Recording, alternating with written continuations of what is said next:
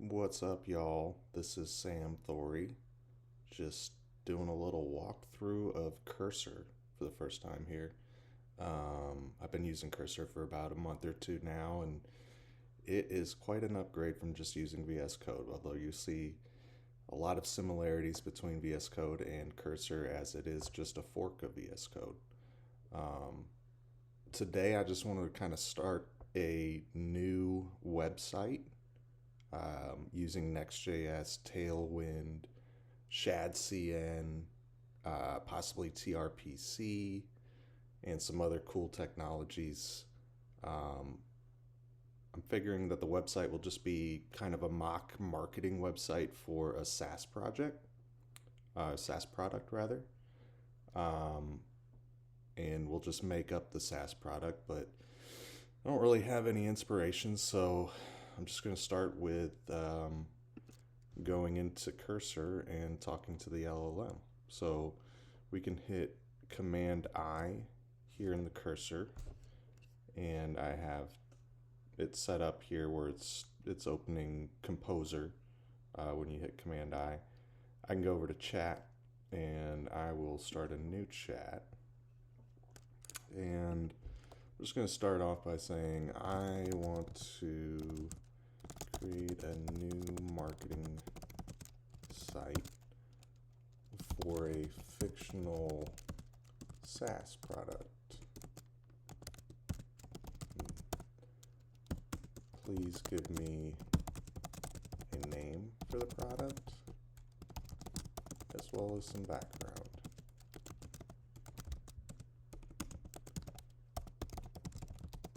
Information. So that should just shoot it off real quick, and it's hitting a bunch of web pages here. We can see 30 best SaaS websites, how to build a media brand, SaaS business name generator, kind of cool stuff. So we have, it looks like they decided to call it, Cursor has decided to call it Streamline IQ. And this is a cutting edge project management collaboration SaaS platform. All right.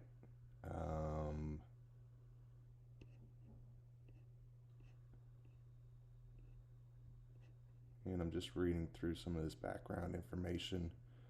This is perfect. So we will go ahead and just create a new folder. And I'm on Mac. And I'm going to go into my personal directory here, new folder, and we'll call it Streamline IQ. And so this will be the basis of our project. I'll go into Cursor, open the folder, and here we go. All right. So now you'll see I have my directory structure on the right, a little bit different than a lot of people have it, but it is nice when you have your chat on the left, so it kind of makes sense. I had that set up with VS Code from a long time ago, so it's nothing new. But now that we have a base, one of the first things that we want to do is create a file called .cursorrules. And essentially this is going to give Cursor automatically a baseline of what it should do, some rules, etc. And this isn't something that you need to create on your own. There's actually a website called cursor.directory, and we have some really cool options here. Obviously TypeScript. What I want to look at is Next.js, because I know I'm going to use Next.js in this. And I'm not sure if it went down with that and went back up. Okay, got it. Just to read through this real quickly, we have React, Next.js, JavaScript, TypeScript, HTML, CSS, Tailwind, ShadCN, Radix. These are good. This is more for React Native. This is specifically calling out the Next.js app router, which is good. And I'm not sure if this does. Let me see that.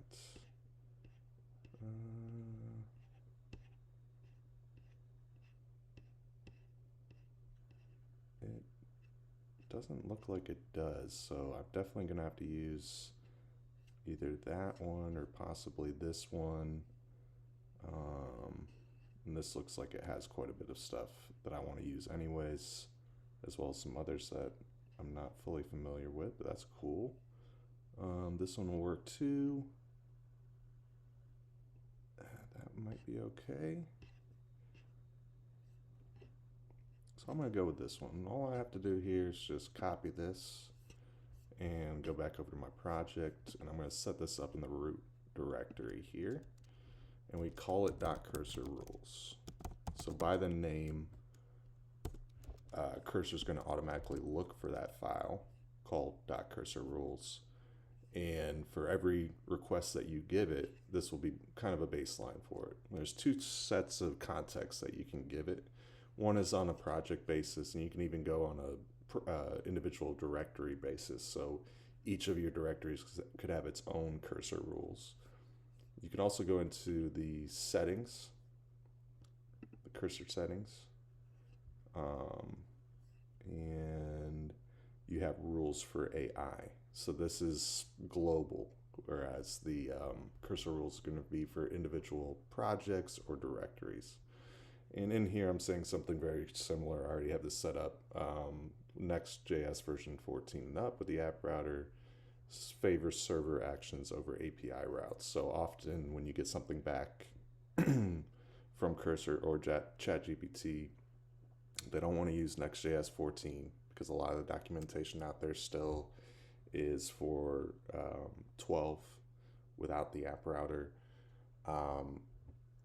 With that, they're not using server actions as well. So this gives it a little reminder, as well as the cursor rules itself, where we're saying Next.js 14 app router.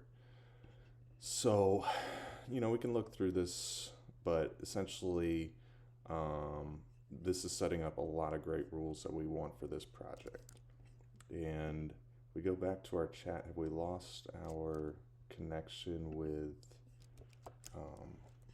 our Streamline IQ information? Do you still have the context of the Streamline IQ company? And we'll see if it does. And it doesn't. So that's okay. Really, all of that is just fake information. So I'm setting up, and we'll just redo this, a marketing website for a fake SaaS company called Streamline IQ. You can make up any details you want about this company. For now, what we want to do is set up the basis for the Next.js project and probably set up ShadCN and Tailwind as well. So let's set up a Next.js app for this project with ShadCN. Another thing that I'm going to mention in here is that typically it's going to use npm for any CLI commands, but I want to use pnpm, so I'm just going to specifically say that here. Please use pnpm for any CLI commands and show all commands I need to run.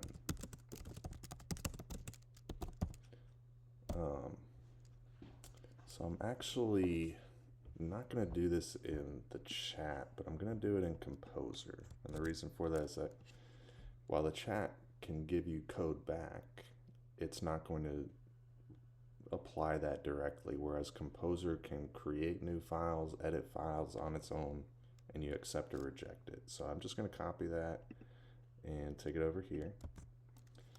And another thing that I'm going to do is, this is just a basic, context stuffing for the first prompt that I'm giving it here. I want to give it as much information as I can. And one thing I'm going to give it right away is the docs that I need. please use at, and I can go down to docs. I already have some indexed here, so like Next.js. If I wanted to add new docs, so if you don't have Next.js set up, you can hit add new doc and just put in the URL for the Next.js documentation, and it'll pull it up directly, so then you can use it just like that. So you hit add. Oops, I'm sorry. Add docs. I'm going to use Next.js and add ShadCN to give me the initial setup. Okay, so I don't want to give it too much information or try to do too much in one step here. Probably trying to do too much already, so I'm going to stop there.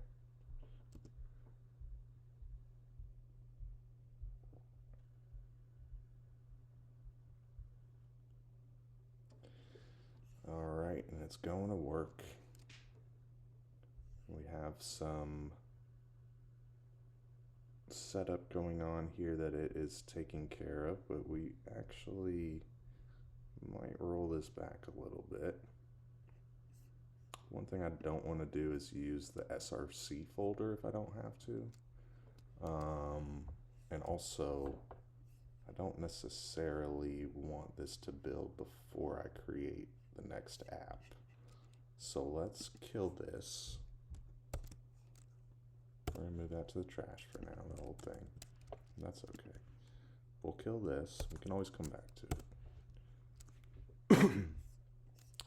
All right, so let's start off with this here. We have this, and I'm gonna open up, so I hit Control backtick, and that opens this guy up here. And I'm gonna create a next app called Streamline IQ. We'll go ahead and hit that.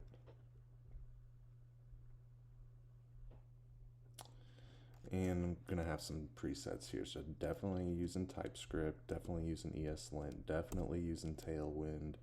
I do not want to use the SRC directory, so that's why I'm rolling that back. I do want to use the app router, and I don't care about the import alias. We can get to that later. It's not important if you don't know what it is.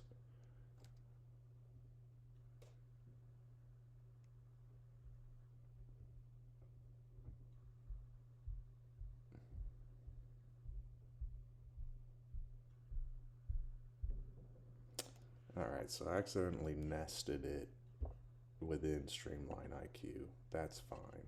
We're gonna go ahead and move this guy in here, and I'll just go back here and go in here. And if I can just take this,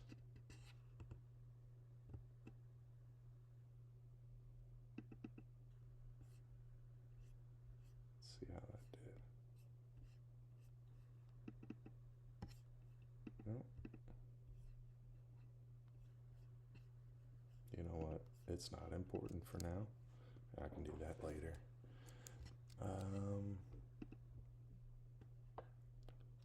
Okay, so we have our basic app set up here.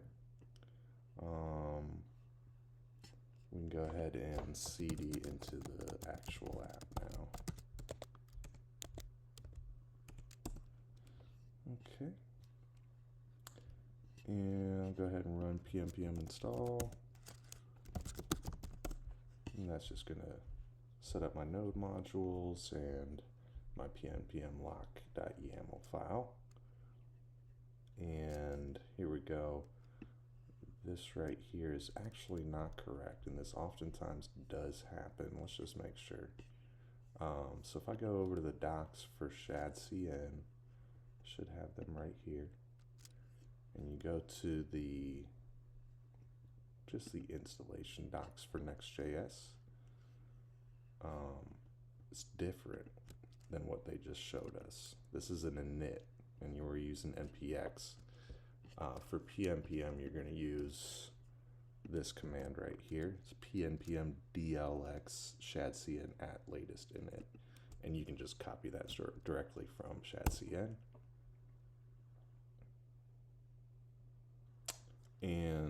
we have the option between New York and default. I always go with New York. We can go ahead and set this as neutral, but we'll probably define colors at a different time. And we definitely want to use CSS variables.